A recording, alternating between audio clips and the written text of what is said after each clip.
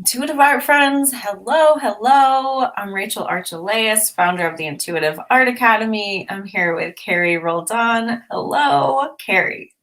Hello, Rachel. I'm really excited about what we're going to be talking about today.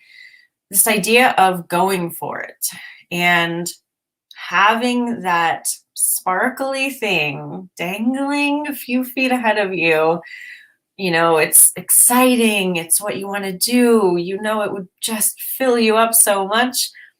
And knowing what we know about alignment here on this channel, having all these conversations that we have every other week, we know that going for that thing that feels so good has to come with other positive benefits, right? It's not like this idea of jumping off a cliff to hang on to the one thing and then sacrificing everything else. So Carrie and I are going to talk about that today and maybe even share what we are going for at the moment. So if you guys have any questions or comments, feel free to chime in the comments and we will have a conversation. And I just want to start off because I did a graduation session with a student last week, and he has a color for go for it. And it came up for me. I asked him about this topic that I'm going for, and it came up, go for it. And I was like, yeah. So I just thought it was so cool that he had that color because I've never seen that before. So let's take a step back. So Carrie, what are we talking about? What is going for it to you? Because you've gone for a bunch of different things in your life. Yes, and I think in the past, or my younger self. So actually, I'm going to talk about this in the context of a conversation I had this week with a young person to me. So she was 27 and she's like, I want to start this business and I want to do this. And like, she was looking to me because she's like, well, you're doing that. You're already doing it. And she's like, so what do I have to do? What do I have to do to go for it? She's like, she was in this phase of like having that feeling. So it's interesting when you said the sparkly thing in front of you, Rachel, I felt like the sparkly thing inside of me, right? That like, oh, that would be amazing. There's a cat tail in your face. There sure is. But thinking like, okay, that life that she's imagining, right? She's sort of projecting that on me, being like, oh, Carrie's life is amazing, which it totally is. But um, I was putting myself in her shoes because she was like asking me, like, should I go for it? Do I have what it takes? What do I need to learn? Like she was asking me all these things. And the more I talked to her, she's already doing it. Like she's already doing it. It was so great I said, this is totally a viable business and you don't have to do anything. You're already doing it. Just take yourself seriously. Just know that you're doing it. Go for it. In that sense was about just own it. Own that you are that you want it and you couldn't want it if it wasn't for you. So claim it and you're already doing it. So, and of course for her, it became about, charging a little more and all that, but like owning you are uniquely qualified to do this. And it feels so good to you because it's for you. And, I think of all the things that I go Hang on one for. sec. Okay. I need you to repeat that. I'm going to play Carrie in this moment. It feels so good to you because it is Because you? I think so.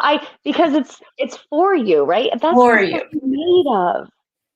Like I know the way that I think about that is, I don't think you and I talk a lot about like harmonic resonance, but the way I look at it is like there's something in our DNA that like, that thing that we want is like this and our DNA is going like this. And that's because like it's not just that it's for me, like it's not just that like, oh, like what we would say, like, oh, I totally resonate with that. It's like, no, for real, the stuff that is you is resonating with the stuff that is that.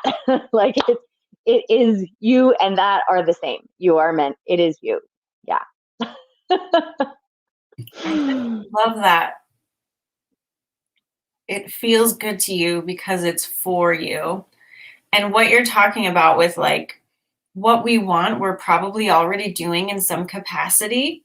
We're just not really taking ourselves seriously. We're not like claiming that.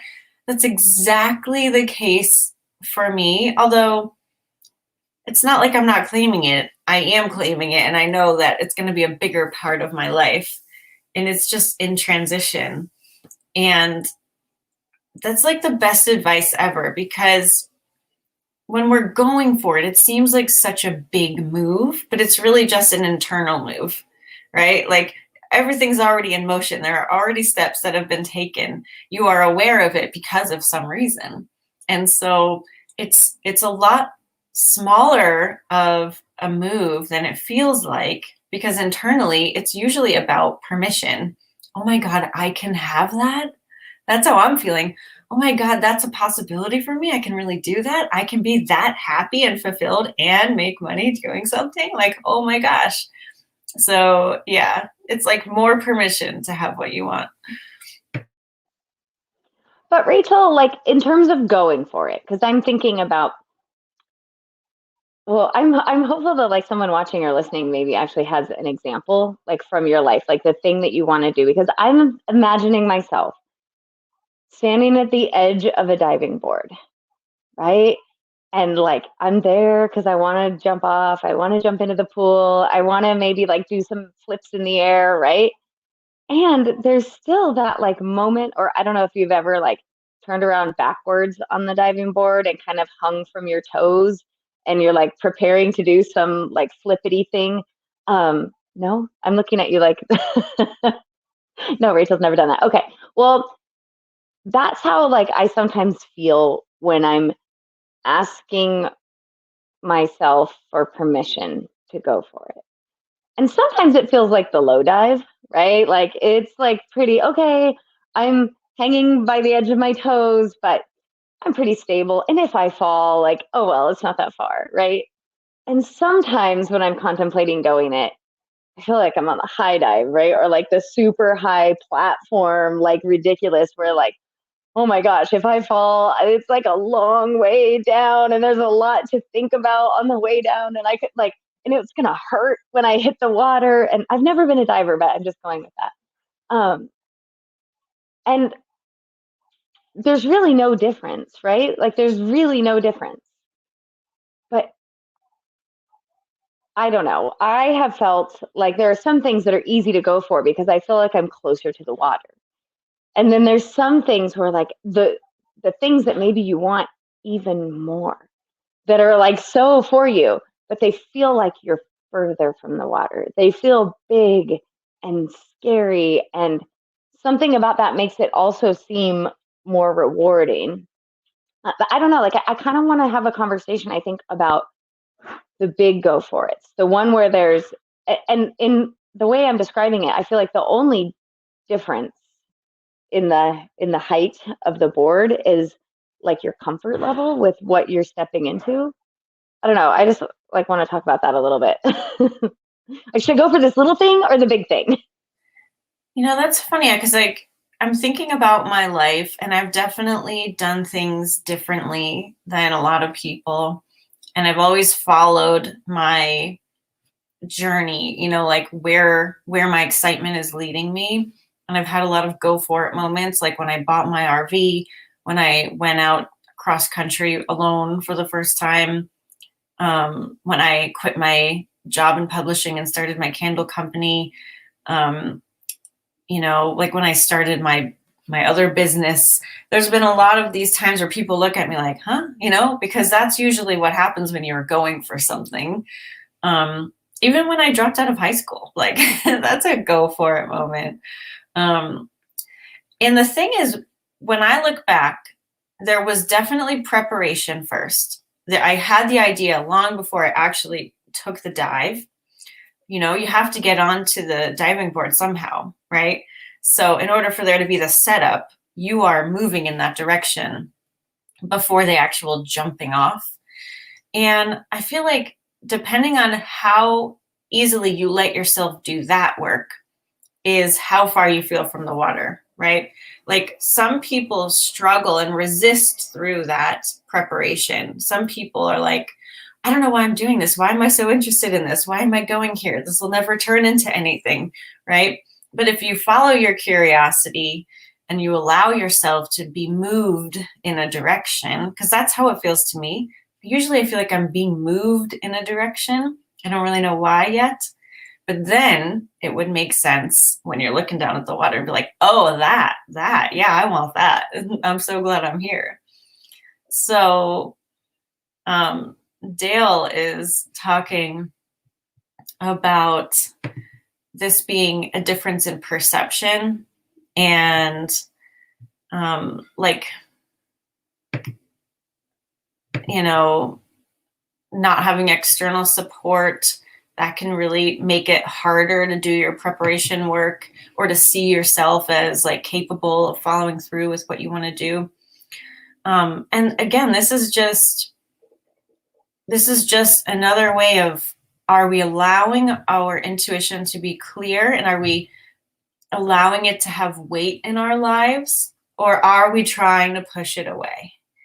Because dropping out of high school and, quitting my job to start my own company and selling my nice sports car to buy an RV to travel across the country by myself, like all of these things that I've done that are kind of wacky turned into the best things I could have ever done for myself.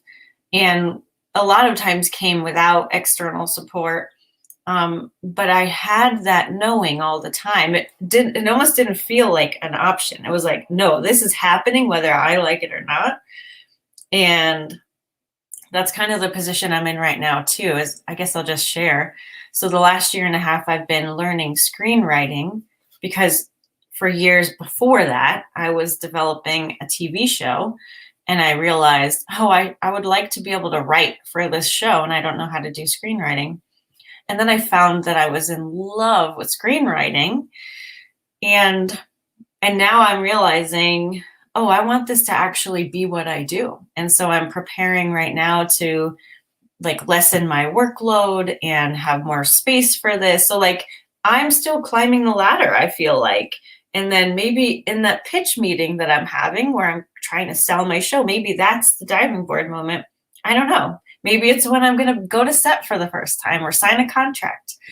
But I know that I'm moving in that direction, and it's basically, it's carrying me to this go for it point, but it also feels like, oh wow, I get to have that. Like that's for me the go for it. It's like I can do that. Oh wow. And it's helping me relax and be excited. I think you already went for it though.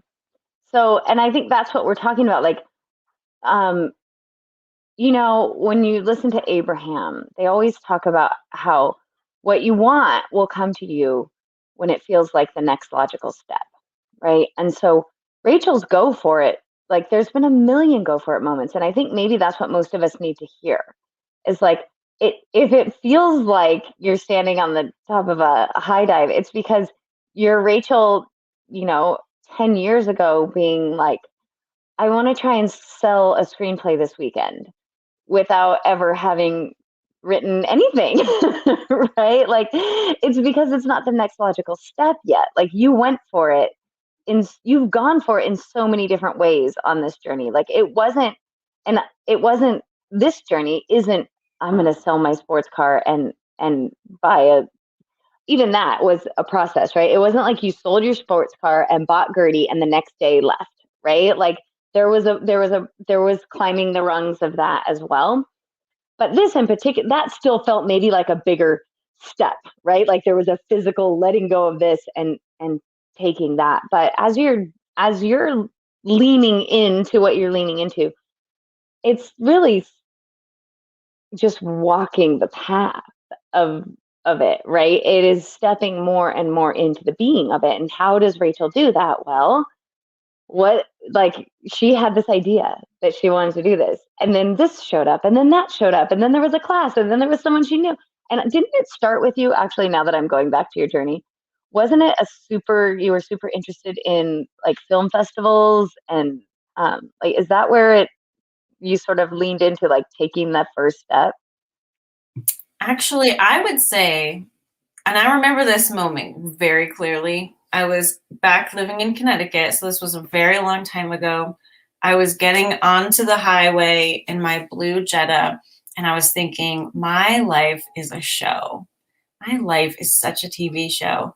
And that's when it started. And I feel like that's when everything started to assemble.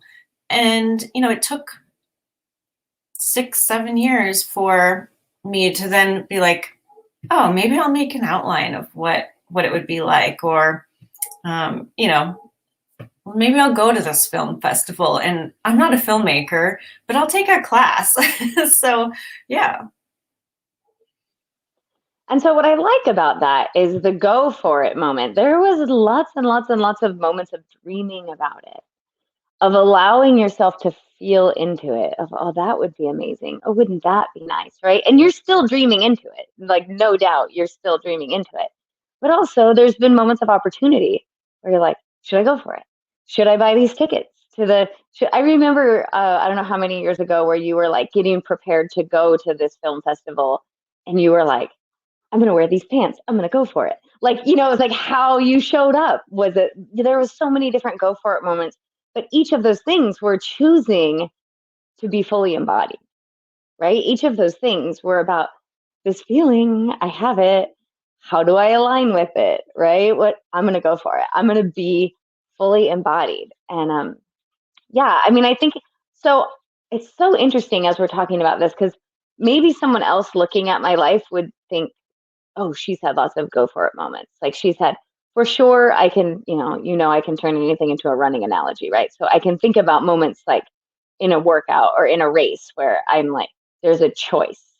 Do I put my head down and slow down and just like stay where I am? Or do I take a deep breath and push, right? Like, I can see those tangible moments, but in terms of like the way that things have unfolded in my life, I think it's been more like your film journey, like a million different go for it moments. Um, I'm trying to think of a I single mean, I time. can think of some for you, because I think Okay, tell sometimes me. it's helpful from the outside in, like the decision that you made to switch to running instead of bodybuilding after your gymnastics. I feel like that Yeah. was kind of a go for it. Because you're like, yeah, I could do this. I could do this. And yet it didn't feel like that in the moment. It felt like a choice, Mhm. but not like a go for it. It just was like, all right, I'll try cross country. And the And going then, for it when you decided, like, okay, the business plan you were using wasn't working, the pushing, the sacrificing wasn't getting you anywhere. And then moving into, I'm going to do mornings my way. I'm going to put running in there. I'm going to do this so that I feel good. And that's when your business started working. That's a go for it moment for sure. that was a big one. Yes, that is. And it was terrifying. That felt like being on the high dive. That was a big one. Thank you, Rachel. That was a big one. And it was just about honoring what I wanted. It was about choosing the life I want now, right? It was about believing that I could have what I was working toward. Like, I was I was holding myself separate from it, feeling like I can't have it until I've achieved it, recognizing like I can't actually achieve it until Exactly. And that's just the advice you gave to that young woman today. I know I'm so smart. I mean, it's for me too. Like, I've been preparing for this career for years now. If I wasn't planning on being a screenwriter, why was I doing all this study? Why did I basically take a second job anyway with all this schooling? Right. Right? It's like, but you're right. We kind of keep it separate in our minds. And it's probably so that we're not just totally resistant. Because if I thought about all the things that came with being a screenwriter before I was ready, I might not want to do it because it's a very different lifestyle than what I have right now? And I think that's true of everything. So I think the go for it, like as we are coming to terms with our theme today, I know that's most of what I do with my clients.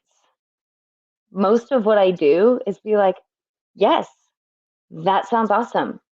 Sure. That sounds like a viable business.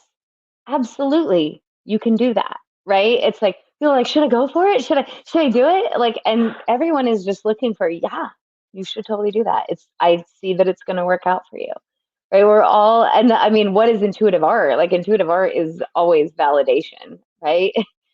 Um, so yeah, I don't know. That's how I'm feeling is like it's our go for it moments.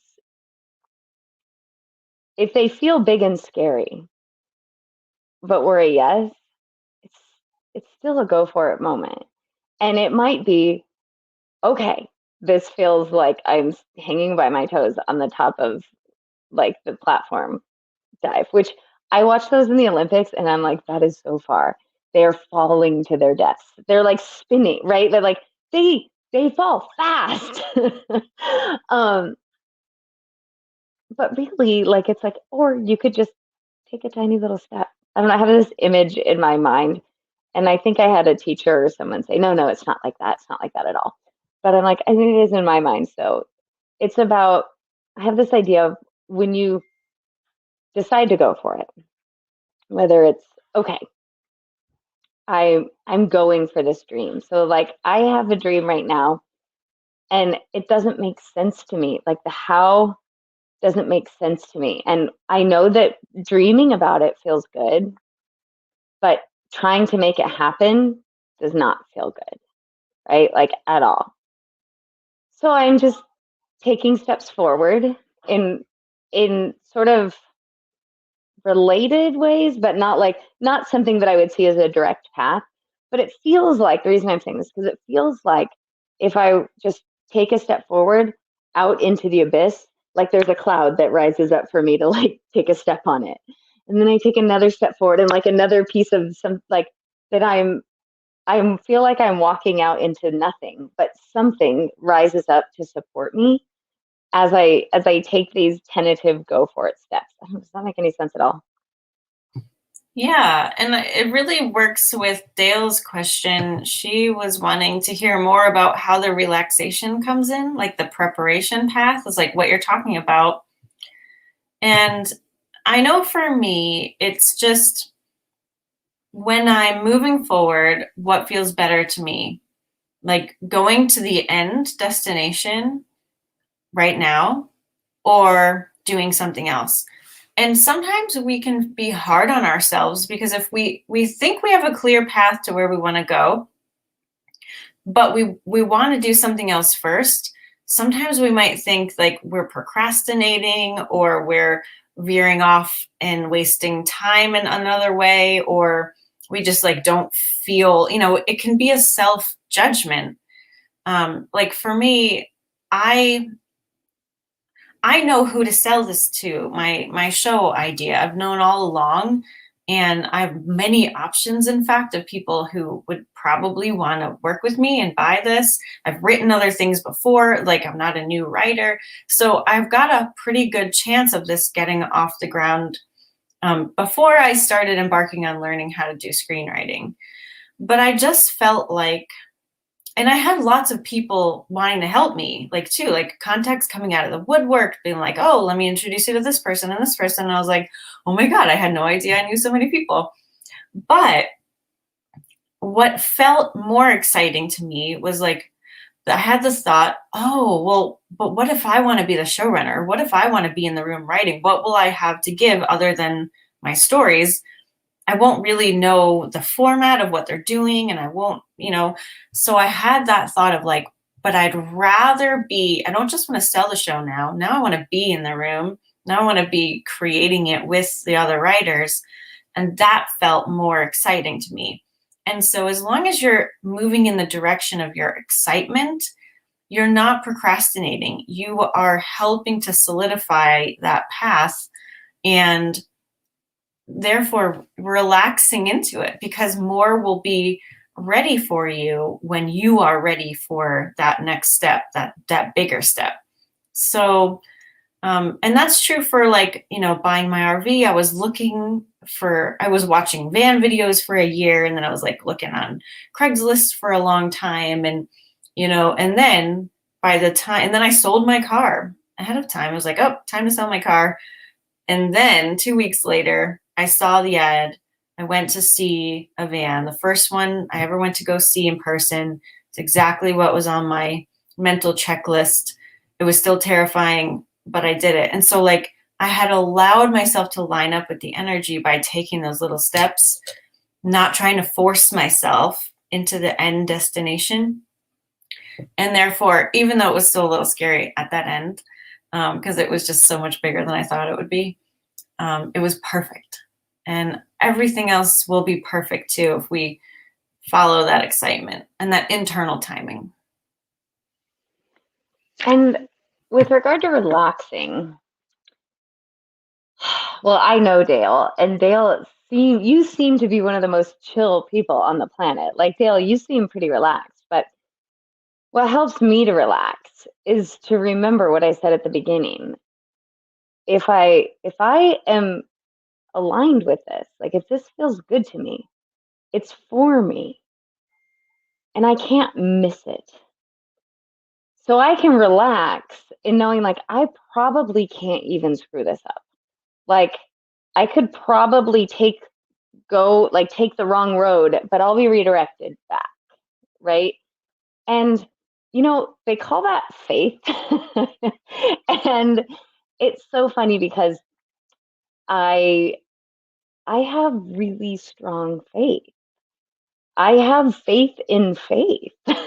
Like I know that when I really allow myself to receive, I want it because it's meant for me. Then I can relax because it's meant for me because I can't miss it. And people always say like, what would you do if you weren't afraid? And I would relax.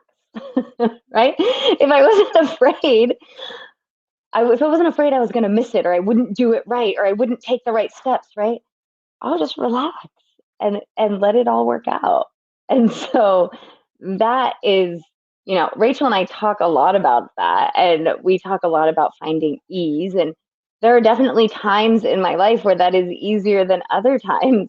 And I was explaining to Rachel, I recently hurt my left quad, and it kind of affected my knee, and I haven't been able to run for 15 days. And for me, right, running is one of the things that I do on the daily. Like it is one of the things I do to help myself feel aligned. So partly I'm accepting, okay, well, this didn't happen for no reason. And it didn't happen because I did anything wrong, right? But here it is on my path for me to not be running. And oh my goodness, boy, have I noticed that since I'm not running every day, I have like generalized anxiety, right? Where relaxing suddenly has to be way more conscious than it was before. Relaxing is a choice I make way more times per day than I did when I was running. Um, and so I don't know, I'm just letting you know that. Like, what would I do if I knew I couldn't miss it? I would relax. Yeah, I definitely have had those moments too where like I see something similar, here are the dots, on Netflix, and I'm like, oh my God, did I miss my chance? Did I take too long? But same, I always go back to that, like, no one can write my story because it's mine, and I could never miss anything because it's for me, and I really strongly feel that way. So I think the point the point also is to know that you're going for yourself. You're not necessarily going for that vision in your head. Like the RV that I ended up with isn't what I thought it was going to look like. The show, the screenwriting career that I end up with might not be what I have in my head, and that's going to be perfect because I'm following my excitement, and my excitement is going to lead me to something incredible. And that I know, right? All the times you go for it, you're going for it because you feel something. You feel excited, you feel fulfilled, you feel that calling, and that's never going to lead you astray. So, thank you, Lisa and Guillaume and Dale. And Nora has something that we can definitely address. Unfortunately, cool hair, by the way. Unfortunately, we are not taught to listen to our intuition in our society. It took me a long time to trust my intuition. Do you have advice for identifying the voice of your intuition? Sure. So I know for me, that voice often feels calm and steady. And it's not super loud and it's not flashy. And sometimes it's linked to like excitement and joy and all of that, but more often than not, it's like an internal knowing and it comes back, right? So if I ignore it one day, it'll come back in a couple days or the next day or the next hour. And that's really what I used when I was building up trust. It was like, oh, this keeps coming up for me. This keeps coming back. And the more it comes back, the more you realize maybe this is a part of me. Maybe this is my higher self talking to me. And then of course we have to mention intuitive art because it's a way to connect visually outside of your body and your head with the messages of your intuition. And I have some hanging on my wall because I can ask one question, maybe it's even a question I'm a little shaky about, right? And then I can look at it and be like, oh, that's the advice, that's the intuition, that's my truth right there. And it's an easier way to just reconnect with it. Yeah, same. Intuitive art has been a game changer for me. So if Rachel, before I start talking, the link to the intuitive art class, what is it? Well, you can go to intuitiveart.com and just look for our free class link. It's right there, or intuitiveartclass.com. There we go. Intuitiveartclass.com. I highly, highly, highly recommend. For me, recognizing the voice of intuition, same with Rachel, quiet. It always initially, I had a lot of judgment. Like it would be the thing that came up, and then my brain would immediately be like, well, that's ridiculous, or that'll never happen, or you couldn't do that, right? It had like, there'd be this little like spark of an idea, and my brain would quiet that idea quickly. And where it came up, where I started to notice my intuition and started to trust myself more. So it definitely took me the longest to trust myself with myself. But where it came to me was noticing like, oh, where am I getting it with other people? Like, where in conversations am I recognizing that I'm saying what they were thinking? I'm saying like that actually came to me first. And this may just be the way that I experience my own intuition, but I gained a lot of confidence in my dealings with other people because we would be talking, I'd be like, oh yeah, it sounds like this. And they're like, oh, that's it. That's the thing that I've been unable to say. And I was like, okay. So then as like I grew to trust myself with other people's thoughts and feelings, then I recognized, oh, oh, I need to trust myself with my own thoughts and feelings. I need to listen to that that little voice that wants to be heard, that's waiting for me to finally look at it and be like, yeah, that's what I'm feeling. Oh, I need to trust that more. And then just like anything else, it is a muscle. Like the first time you like act intuitively when it maybe doesn't make sense logically. So say you have a goal in mind and you're written a plan, and the plan to your goal says do this first. But something inside of you says, no, do that first. Right? The first time you do that, it will maybe feel like the high dive. But when you do it and then it works out and you can totally see, oh, that saved me a lot of grief, or wow, that led to a conversation with so and so, or wherever it went. The more you flex that intuitive muscle, the more you listen to that voice, the easier and easier and easier it becomes to trust it. To where now I'm like, I mean, people are like, well, what does your gut say? Right? Like, and I'm like, well, here's what I'm thinking. I don't know why I'm thinking it, but let's go for it. I know. And a member of our group that Carrie and I run, the Multidimensional Abundance Coaching Group, she just dyed a little bit of her hair purple. And she'd been wanting to do it for such a long time and saying, no, I can't. She was so scared. and she dyed this little bit purple, and we noticed and it looked fabulous. And she was like, I know, I can't believe I was waiting for so long. It's not such a big deal. Now I want to do my whole head purple. And that is my experience. That is like, that's it in a nutshell. You think you want to do something, it's creeping in, it's coming back, it's coming around, you keep pushing it away, but then when you finally give in, because that's kind of what it feels like, it's like, oh my gosh, this is so great, I love it, I don't know why I was so afraid of this is amazing, let me do more. Yeah. And generally we're afraid of it because we're afraid, well, for the purple hair is probably what will they think, Mm-hmm. right? What will they think? And lots of things we're afraid of because it's like, well, what if I fail miserably? What if it doesn't work out? But it's kind of good to get to the other side of that first and be like, what would happen if I failed? Usually not much bad. Like, and same thing, like, what if they hate my hair? Well, what if they love it? What if they don't even matter? What if their opinion of your hair isn't doesn't matter at all? Um, but also just like, what if I love it? Right? What if I fail and I learn something new? What if I fail and on the way I find something else? Like there's I don't know. You hear the story about people on their deathbed, right? And they're always saying you never regret. You don't regret the things that you did. You regret the things that you didn't do. And that's kind of the stuff we're talking about is like as we get these little inklings, why are we talking ourselves out of them?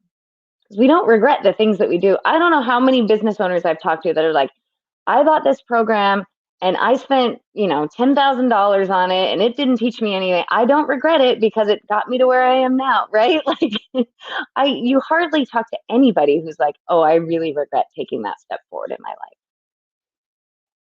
But lots of us are living in fear of taking the wrong step.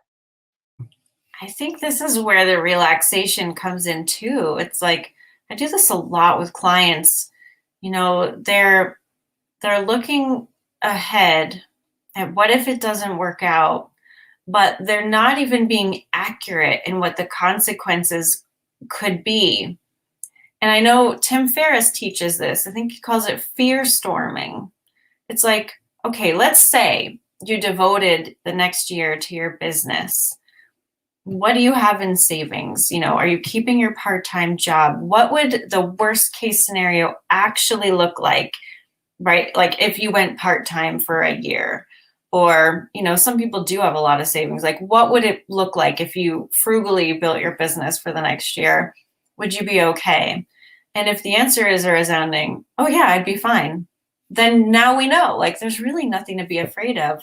And if it's like, oh yeah, I'd be homeless, well, then find a better option, right? Like following your intuition, like we've been saying this whole time, first of all, will never lead you into that situation. And if you're having a ton of fear and anxiety, and if you're about to jump off a literal cliff and put yourself in a dangerous position, then find a way to make that softer, because that's really never the goal. You never have to do things that way, and like perfect example, let's say you are in a really tough position. I just saw a video of this woman who lived in northern Canada, very cold, right? And she was in a very unhealthy marriage and didn't have much money of her own, but had to get out. Now, she could have gone to like a halfway house, but she didn't want to do that. And she had a bunch of money that she could buy a used minivan with. So she spent like $4,000 on this minivan. She had some people like at her local hardware store and stuff help her put some stuff in it that she could use as a bed and a sink. And she basically, very crudely, but effectively fitted out this little minivan to live in as she gets her life in order. She has her own safe space. She said she feels completely safe in her van, like she wouldn't feel at the halfway house. she has her own autonomy, right? She's not homeless. She has her own home for the first time. And that was her triumph. And that's like the perfect example of what can happen when you allow yourself to have this softer journey. Like, it's never just like this or, it's always and. Like, and it can be a loving journey, and it can be a relaxing journey, and it can be an exciting journey.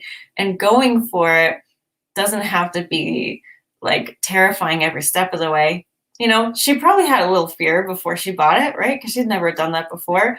But there was more like momentum in a clear, calm way than there was in that fear way.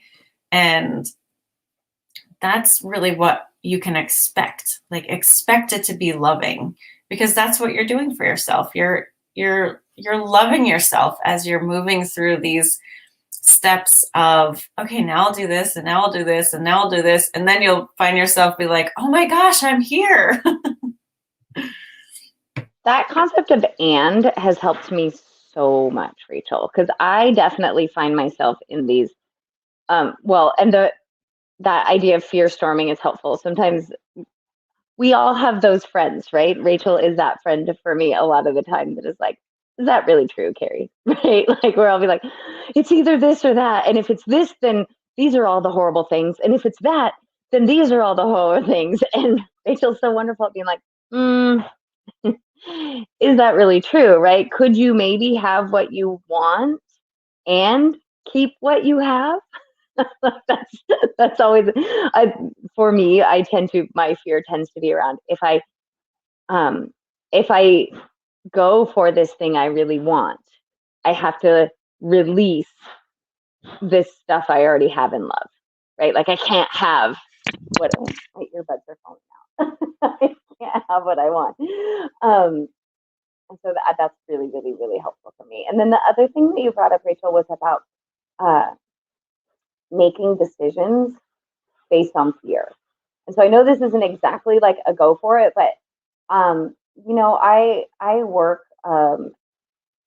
work a lot of live events, and sometimes in none of the ones that I work with, gratefully, but sometimes in sales situations, right? There will be a point where it's like, well, if you want this future, you have to go for it.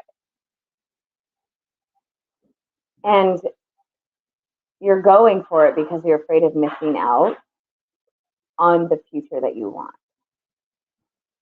But if it doesn't feel right, right? If you're choosing to go for it, right? So in this case, it's make a big investment, buy the program or whatever it is. Like, if you're choosing to go for it because you're afraid of missing it, it's not the right thing. Like, you're gonna, sorry about the background noise. You're gonna go for it because it's the sparkle, right? You're not gonna go for it because of the fear. Does that make sense? So anyways, that was when you started talking about that, I was like, there's a FOMO conversation there. Yeah. Well, Cindy is saying, I'm so glad I stumbled on this chat. I needed to hear this today. Well, we're happy to have you here, and we're happy to talk about this. Carrie and I love these conversations so much. I think we do it for us, really, but we're so glad to share them too. And yeah, it's definitely worthwhile to bring up this whole idea of like scaring ourselves into making a decision, right? Our higher self will never do that, ever, ever, ever. There's an unlimited amount of pathways for you to get to where you want to go, to get to where you're called to go. You can't miss out on your life. You can't miss out on your purpose. And even if you say no to one thing, and maybe that was perfect, but it was bringing up so much fear and resistance in you that you just couldn't like really relax about it, or you couldn't make the decision to go for it, something else will come around and it will be even better because you'll be more open, more relaxed. I used to join programs like that once in a while. In fact, the first one I joined, the first ever business program I ever did, there was a lot of desperation in me when I joined it. And I felt like if I don't do this now, it'll never happen again. Cause there was a lot of like intimidation in the marketing. Like I'm opening this now and I'm closing it forever. Um, and I did not get any results from like the months that I was in it. In fact, it was like the opposite. And yet still I learned a lot from it and I made a friend and I don't regret it, like Carrie was saying. So you can't do this wrong. You really can't do it wrong. You are always present. Your higher self is always with you. The guidance never, ever, ever stops. And so you don't have to worry about that. You don't have to worry about missing anything. There's nothing to miss. You persist, therefore the path persists. This is reminding me of one of the members of our coaching group yesterday was talking about listening to her guidance, and her guidance was so simple. It was like just open your heart. Just open your heart. You can close it if you want, or you could open it. It feels good when you open it, right? It was the simplest thing that she was like near tears relaying, like when she tapped into her guidance clearly said, just open your heart. And what I'm hearing in that, right, is like, open your heart to you. Open your heart to you and what you want. And trusting and having faith and relaxing into, I'm going for it. And it's working out. And it doesn't have to feel like the high dive, right? If you open your heart, things feel big and expansive and good and allowing. And when we close it, we feel like fear and judgment. And, like it's pretty simple, really. Yeah, it's pretty simple. I think that's the perfect place to wrap this convo up because I've been focusing this year more on opening my heart.